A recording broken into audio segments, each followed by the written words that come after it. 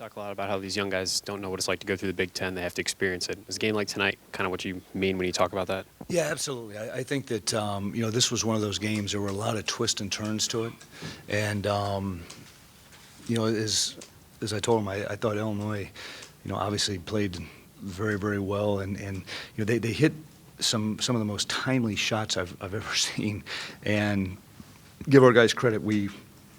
A few weeks ago, we probably would have crumbled, but we kept our composure. We kept fighting. Lost the lead there in the second half and made a couple big plays down the stretch. But I think we were up 59-51. They went on a 10-0 run or something like that. I thought, as I told them after the game, I said, look, this is kind of Big Ten basketball. We had to make our own breaks down the stretch, and we did it. They had, I think, eight field goals in the first half. Just cold shooting or their defense or a little above? Yeah. I didn't think we were real efficient. We got off to such a slow start. The first play we foul, we didn't have a great pace to us.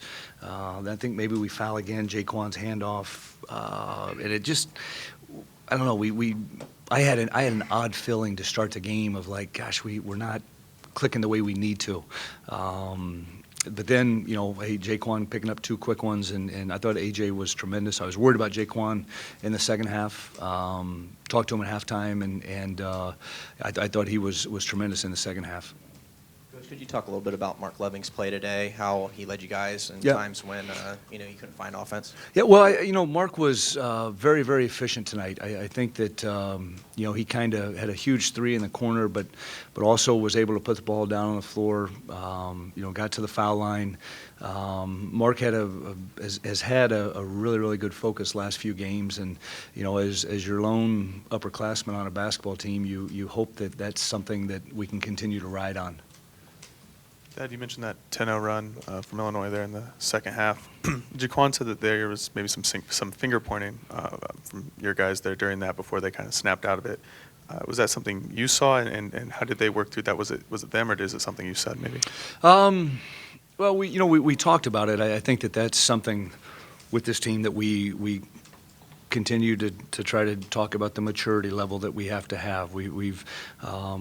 They know deep down inside when the five guys that are out there are connected, our defense is a heck of a lot better. And, we got to continue to build that, especially as you go on the road now, and times are going to be tough.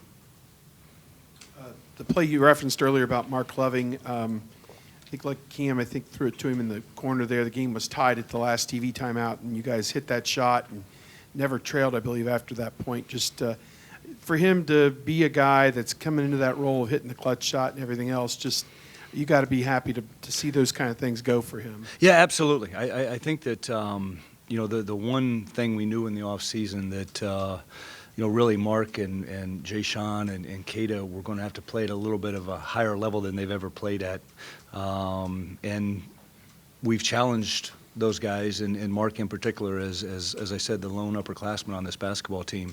And I'm excited for Marc because Marc has done a great job in terms of his preparation, and he's trying to do as much as he can to help this basketball team. Coach Gross kind of touched on the point of the disparity between the amount of free throws that you guys shot between how many they shot.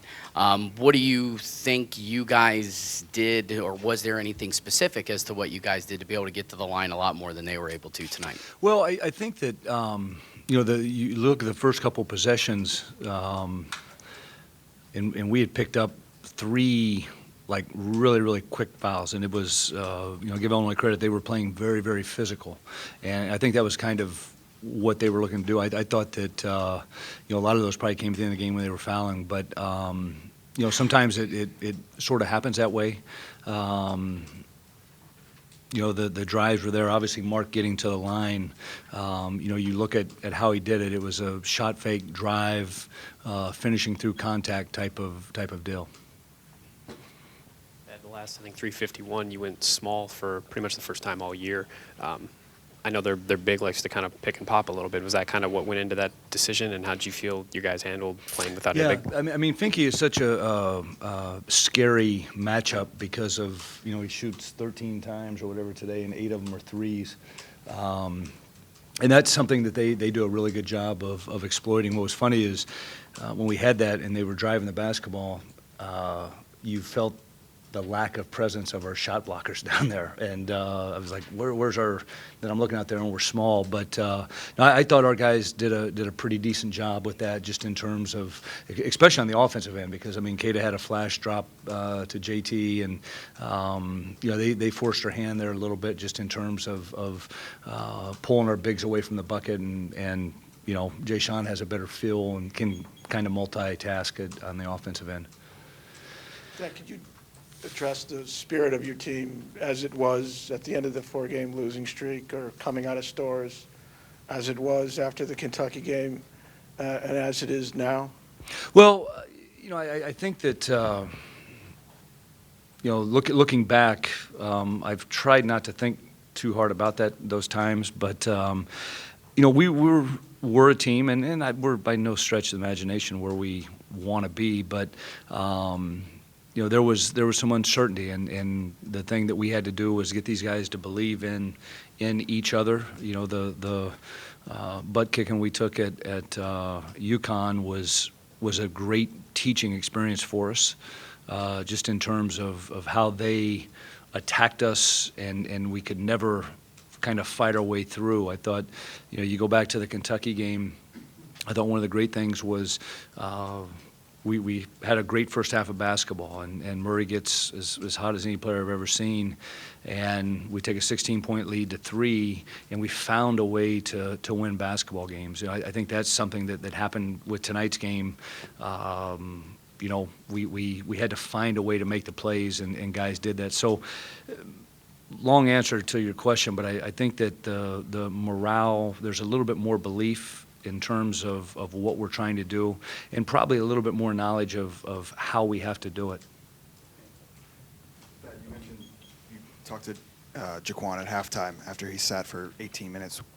What did you say to him? And I think he went out first possession, I think, and attacked and got a floater in the lane. Did you want him to just keep playing the way he did, or what all went in?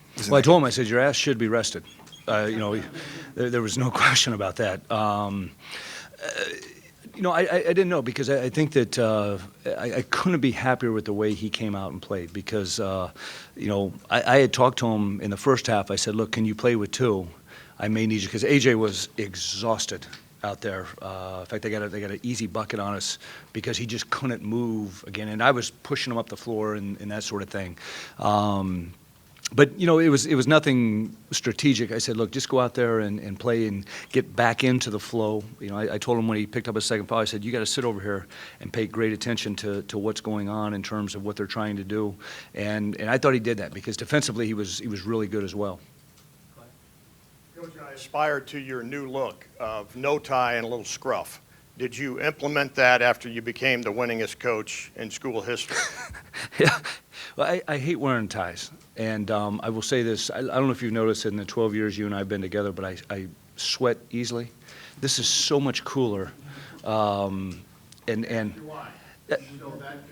Yeah, and Through a show. yeah, exactly. And so, no, I don't know. I'm hoping that the hair on my face grows on my head.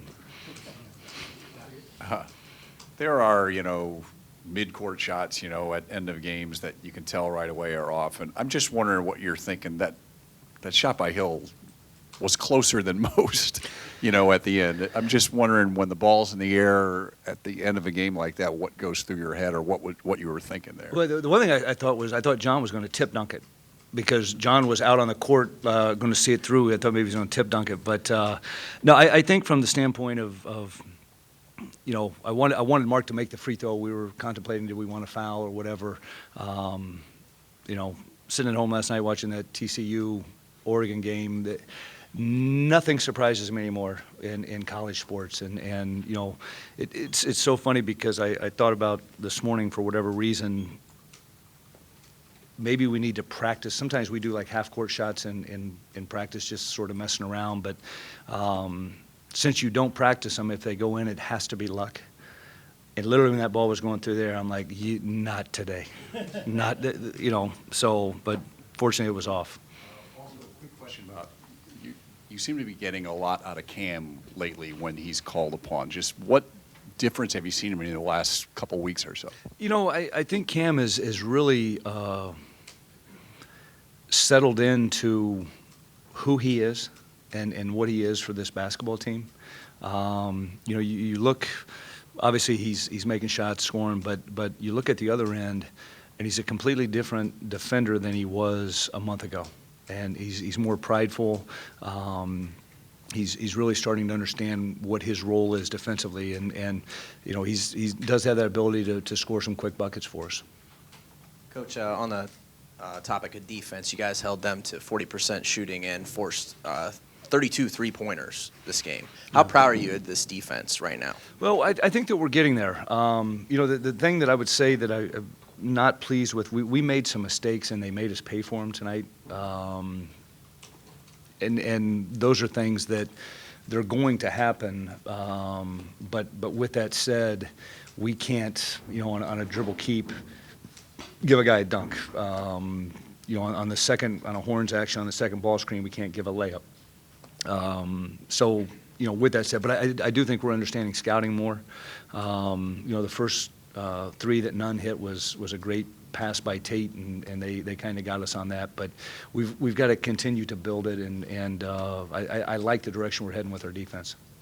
Yeah, most of the damage you guys have done has been here at home in this winning streak. Other than the Kentucky game, obviously. You've been on the road a few times, but now you're going to play in two of the toughest gyms, perhaps, in the Big Ten, and beginning with Northwestern, a team that's won a lot of games already. Do you feel like you're ready for that challenge of going back out on the road to see where things stand? Well, I talked about that after the game and said, hey, we're going to see where we are, because the last road game we played at UConn, we were awful. And it will be interesting to see how we come out to start that game. I mean, no question, you touched on it. Northwestern's playing some great basketball right now, and always a tough place to play.